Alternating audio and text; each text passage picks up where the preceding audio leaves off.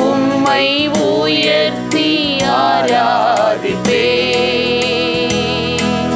பரிசுத்த நீர் பரிசுத்த, பரிசுத்த நீர் பரிசுத்தரே.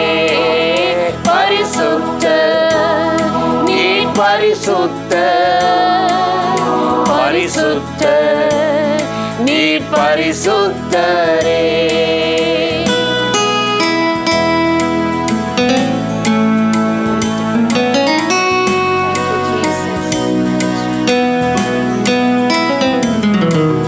என்னை நேசிப்பவர் நீரல்லவோ, என்னுடைய ஆராதனை உங்களுக்குத்தான்.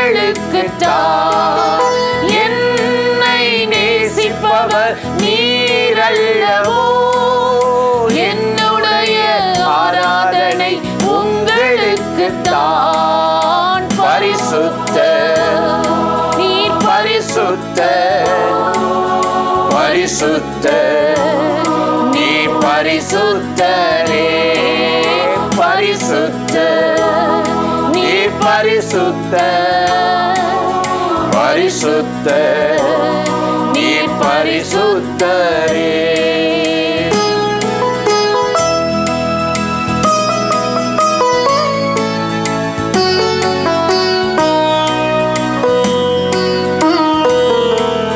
என்னை மன்னித்தவர் நீரல்லவோ, என்னுடைய ஆராதனை உங்களுக்குத்தான். என்னை மன்னித்தவர் நீரல்லவோ, என்னுடைய ஆராதனை உங்களுக்குத்தான். பரிசுத்த நீர் பரிசுத்த, பரிசுத்த நீர் பரிசுத்தரே. பரிசுத்த நீர் பரிசுத்த, பரிசுத்த நீர் பரிசுத்தரே.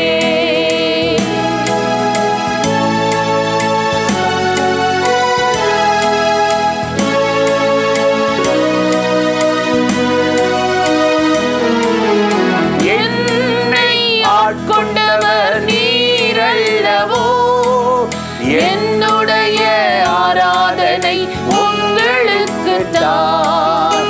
என்னை ஆட்கொண்டவர் நீரல்லவோ, என்னுடைய ஆராதனை உங்களுக்குத்தான்.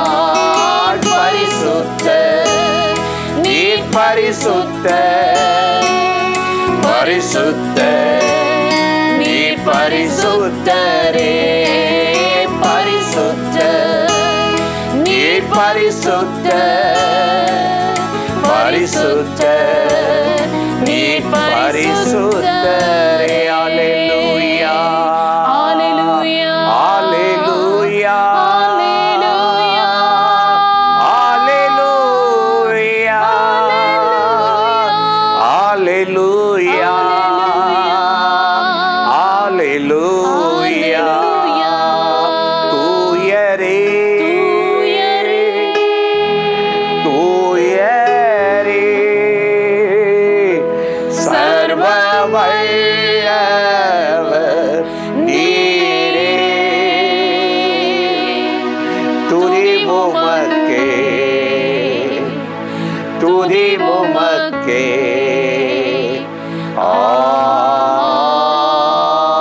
ஆமென். நன்றி ஆவியானவரே, ஸ்தோத்திரம் ஆவியானவரே. ராஜாதி ராஜாவுக்கு ஸ்தோத்திரம். கர்த்தாதி கர்த்தாவே, வல்லமையுடையவரே, ஸ்தோத்திரம் ஆவியானவரே. நன்றி. இப்பொழுது மகிமை இறங்கட்டும். துதிக்கிற ஒவ்வொரு வீடுகளில் வல்லமை இறங்கட்டும். ஜனங்கள் மேலே இறங்கட்டும். விடுதலை இறங்கட்டும். அடைக்கப்பட்ட வழிகள் திறக்கப்படட்டும். தோல்விகள் ஜெயமாய் மாறட்டும். இந்த நிகழ்ச்சியில் இணைந்திருக்கிற அத்தனை பேரை ஆசீர்வதி. பிரியமானவர்களே, ஆண்டவராகிய இயேசு கிறிஸ்துவின் நாமத்தில் இந்த காலை நேரத்தில் இயேசுவை தினம் பார்ப்போம் என்ற இந்த நிகழ்ச்சி மூலமாக உங்களை சந்திப்பதில் மிகுந்த மகிழ்ச்சி அடைகிறேன். எரேமியா 26ஆம் அதிகாரம் 13வது வசனத்தில் நாம் வாசிக்கிறோம், இப்பொழுதும் நீங்கள் உங்கள் வழிகளையும் உங்கள் கிரியைகளையும் சீர்படுத்தி உங்கள் தேவனாகிய கர்த்தருடைய சத்தத்தை கேளுங்கள். அப்பொழுது கர்த்தர் உங்களுக்கு விரோதமாய் சொன்ன தீங்குக்கு மனஸ்தாபப்படுவார் என்று சொல்லி எரேமியா இங்கு எழுதுகிறதை நாம் பார்க்கிறோம். தேவஜனங்கள் பொல்லாத வழிகளில் நடந்து போகிற போது ஆண்டவர் அவ்வப்போது எதிராளிகளின் கைகளிலே ஒப்பு கொடுத்து அவர்கள் மறுபடியும் சீர்படவும் நல்வழியில் நடந்து வரவும் அவர்களை சில வேளைகளில் சிட்சையின் பாதையில் நடத்துவார்.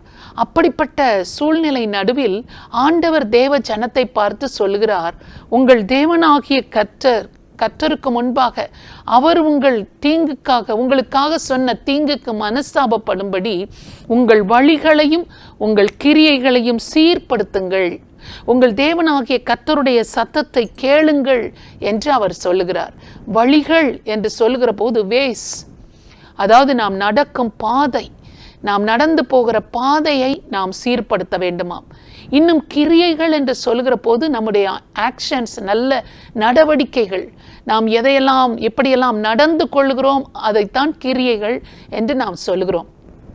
ஆண்டவர் இந்த இரண்டையுமே நீங்கள் சீர்படுத்த வேண்டும் என்று நமக்கு சொல்லுகிறார். நீங்கள் போகிற பாதையையும் நீங்கள் சீர்படுத்தணும், நீங்கள் நடந்து கொள்ளுகிற கிரியைகள் நடவடிக்கைகளையும் நீங்கள் சீர்படுத்தணும் என்று ஆண்டவர் சொல்லுகிறார். தாவீதுடைய வாழ்க்கையை பாருங்கள். அந்த தாவீது யுத்தம் செய்து ராஜாங்கத்துக்கு வந்திருந்தான்.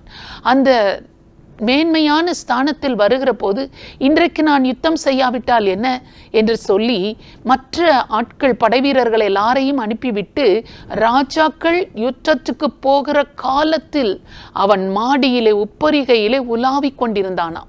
அப்படி யுத்தம் செய்ய வேண்டிய நேரத்தில் யுத்தத்திற்கு போகாமல் யுத்தம் செய்யாமல் அவன் சற்று ஓய்வெடுத்து அந்த உலாவிக் கொண்டிருந்த போது அந்த காரியத்தை தான் வழிகள் என்று சொல்கிறோம்.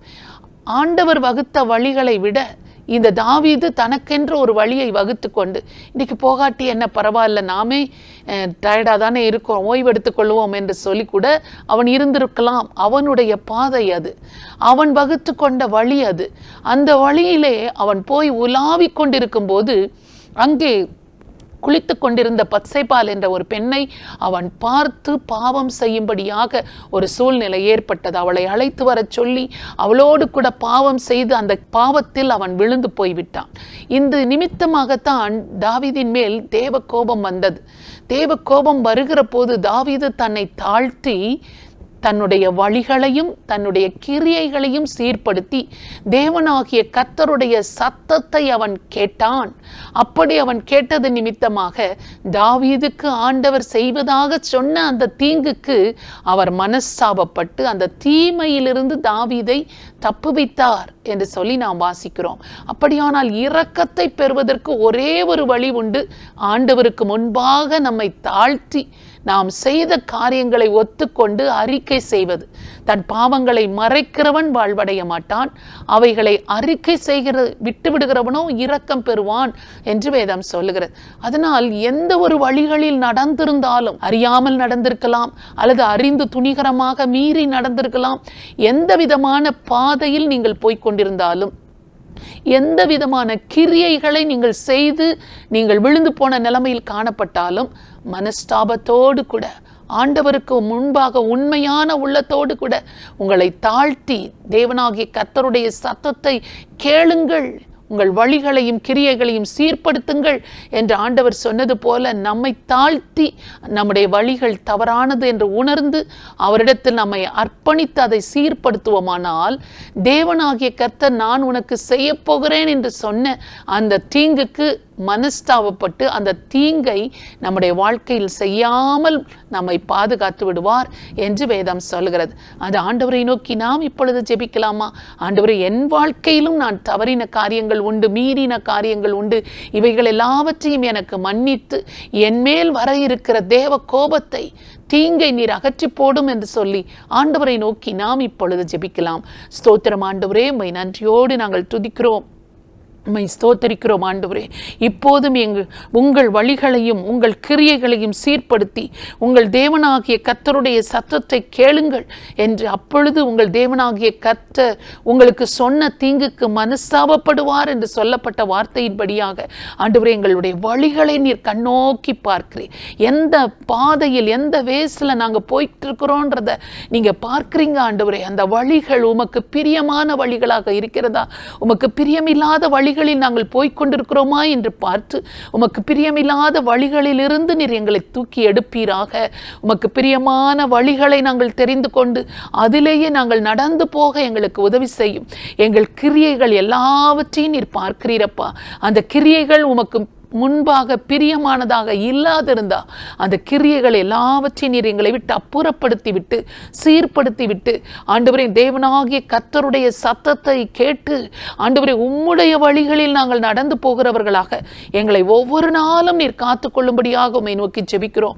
ஏதாவது ஒரு இடத்தில் நாங்கள் வழி விலகுகிறவர்களாகவோ வலதுபுறமோ இடதுபுறமோ சாய்கிறவர்களாகவோ காணப்படுவோமானால் எங்களை சீர்படுத்தி எங்களை சரிப்படுத்தி ஆண்டவரே எங்கள் மேல் வருகிற தேவ கோபத்தையும் ஆண்டவரே தண்டனையையும் எங்களை விட்டு அப்புறப்படுத்தி காப்பாற்ற வேண்டும் என்று சொல்லி தீங்குக்கு மனஸ்தாபப்பட்டு அந்த தீமை எங்களுக்கு செய்யாமல் இருக்கும்படிக்காக உம்மை நோக்கி நாங்கள் ஜெபிக்கிறோம். இயேசு கிறிஸ்துவின் நாமத்தில் ஜெபிக்கிறோம் நல்ல பிதாவே, ஆமென். இந்த நிகழ்ச்சி உங்களுக்கு மிகுந்த ஆசீர்வாதமாக இருந்ததா? நீங்கள் பெற்ற நன்மைகளை எங்களோடு கூட பகிர்ந்து கொள்ளுங்கள். மற்றவர்களிடத்திலும் ஷேர் பண்ணுங்கள். கர்த்தர் உங்களை ஆசீர்வதிப்பாராக. ஆமென்.